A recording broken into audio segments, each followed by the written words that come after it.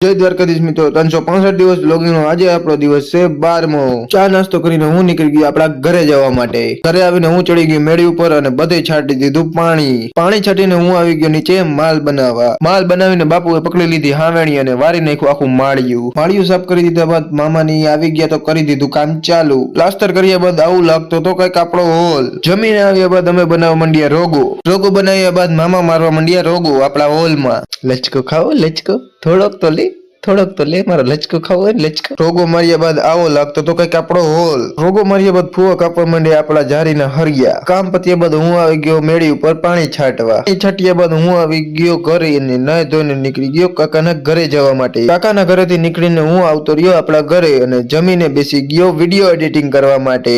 Video editing કરતા 10 વાગી ગયા તો પછી હું સુઈ ગયો। મળીશું નવા મિની વ્લોગ સાથે, ત્યાં લગી બધાને જય દ્વારકાધીશ।